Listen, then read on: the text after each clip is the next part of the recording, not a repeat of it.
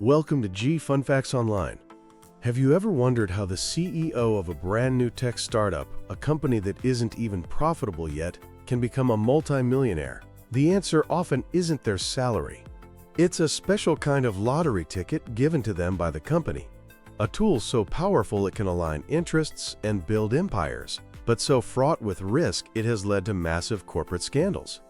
Today, we're demystifying one of the most important and controversial tools in corporate finance, the executive stock option. In its simplest form, a stock option gives an executive the right, but not the obligation, to buy a certain number of company shares at a fixed price, called the strike price. Imagine a company gives its CEO options to buy 10,000 shares at a strike price of $10 per share. If the company does well and the stock price on the open market climbs to $50, the CEO can use their options to buy those shares for just $10 each and immediately sell them for $50, pocketing the $40 difference on every single share. That's a $400,000 profit. The appeal is obvious. It's a direct incentive to make the company's stock value go up. This became hugely popular after a 1993 law in the U.S. limited how much of an executive's salary over $1 million could be deducted for tax purposes. Suddenly, options, which weren't counted as salary, became the go-to way to offer massive compensation packages, especially for high-growth tech companies and startups that need top talent but might not have the cash on hand for huge salaries. So let's follow the journey of a stock option, from its creation in the boardroom to the moment it can make someone rich. It all begins with the grant. A company's board of directors, specifically a group called the Compensation Committee, decides to issue options. They set the key terms. First, the number of options. How many shares can the executive buy? This depends on their role and what's standard in the industry. Second, the strike price. This is almost always set to the market price of the stock on the day the options are granted. This is called granting at the money. It's crucial because it means the executive only profits if they make the stock more valuable than it was when they started. They can't just cash in on the stock's existing value. Third, and perhaps most importantly, is the vesting schedule. You don't get the right to use your options all at once. Vesting is a waiting period, designed to keep the executive with the company. It's like a set of golden handcuffs.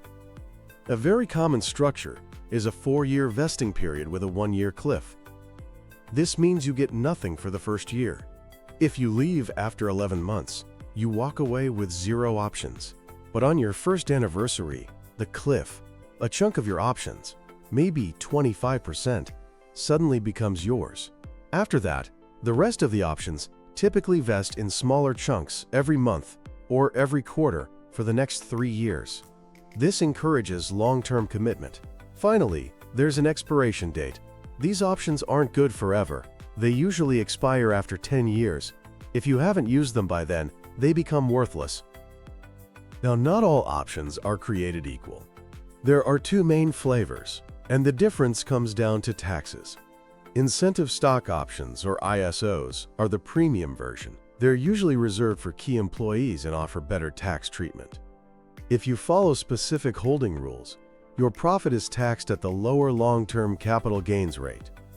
Non-qualified stock options, or NSOs, are more common and can be given to employees, consultants, and directors. The downside is that the profit you make when you exercise them is taxed as regular income, which is usually a much higher rate. In recent years, another form of equity has become incredibly popular: restricted stock units, or RSUs. Think of an RSU not as a ticket to buy stock, but as a promise of future stock. Once they vest, the company simply gives you the shares. You don't have to pay a strike price. This means they have value even if the stock price goes down, making them a powerful tool for retaining employees in any market condition. So let's say your options have vested. You've passed the cliff, you've stuck around, and the stock price has soared. What do? You have the right to exercise your options. Using our earlier example, you need to buy 10,000 shares at your strike price of $10. That means you need to come up with $100,000 in cash. Many executives don't have that just lying around, so they often do what's called a cashless exercise. In this move, a broker essentially lends you the money to buy the shares, immediately sells enough of those shares to cover the purchase price and the taxes you owe, and then deposits the remaining shares or cash into your account. It's a way to realize your profit without any upfront investment. Alternatively, you could exercise the options and immediately sell all the shares. Or, if you really believe in the company's future, you could pay to exercise the options and then hold onto the shares, hoping they appreciate even more. This whole process sounds great for the executive, but what about the shareholders? Who makes sure this system isn't abused? That's where corporate governance comes in. The compensation committee, made up of independent directors who aren't employees of the company, is supposed to act as the guardian. They design the plans, determine the size of the grants, and ensure the whole system is aligned with creating long-term value for shareholders, not just short-term windfalls for executives. In many cases, shareholders themselves have to vote to approve new equity compensation plans, giving them a direct say. And regulators like the Securities and Exchange Commission, or the SEC, require companies to be transparent, disclosing all the details of their option grants in public documents. But this system of oversight evolved because of major scandals. The most famous was the stock option backdating scandal of the early 2000s. Here's how the scam worked. A company would grant options to an executive, but pretend the grant happened on an earlier date.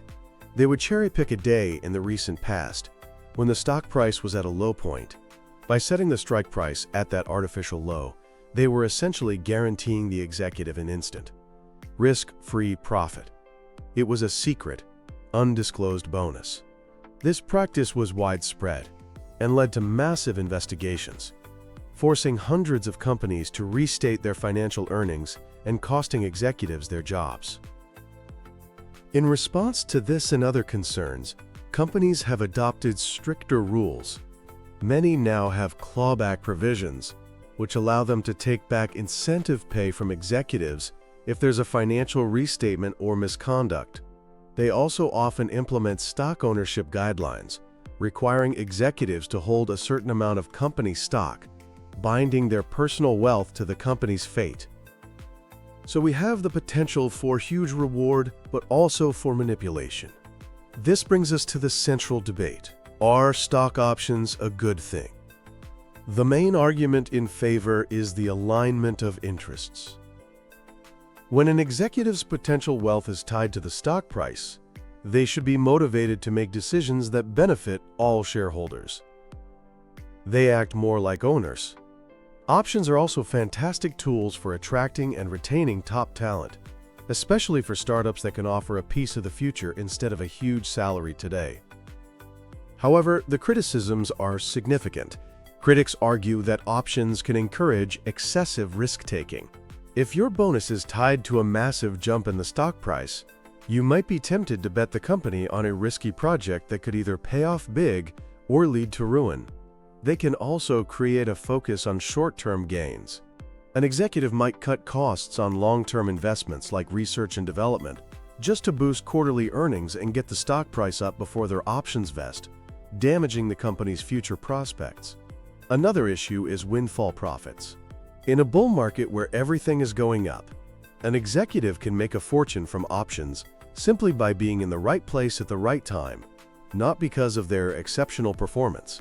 And finally, there's dilution. When an executive exercises their options, the company issues new shares. This increases the total number of shares outstanding, which means each existing shareholder's slice of the pie gets a little bit smaller. Because of these drawbacks, the world of executive compensation is evolving. The classic stock option is no longer the only game in town. Companies are getting smarter and using a more balanced portfolio of awards. We've already mentioned RSUs, which are great for retention. But the really big trend is toward performance shares. These are stock awards that only vest if the company hits specific predefined targets. These targets might be revenue growth, profit margins, or even customer satisfaction scores. This directly links the reward to tangible business performance, not just the volatile movements of the stock market. Companies are also implementing longer vesting periods and post-exercise holding periods, forcing executives to think about the long-term health of the business, not just a quick cash out. So where does that leave us? Executive stock options are a fascinating and enduring part of the corporate world. They are not a simple magic bullet for motivation. When designed thoughtfully, with strong governance and a focus on long-term sustainable goals, they can be an incredibly effective tool. But when designed poorly or overseen loosely, they can incentivize the wrong behaviors and lead to disastrous consequences. The story of the stock option is a perfect example of how a financial tool is only as good as the rules and ethics that govern its use. As companies continue to search for the perfect way to motivate their leaders, the design of these complex incentives will remain one of the most critical and closely watched puzzles in the world of business. Thanks for tuning in to G Fun Facts Online.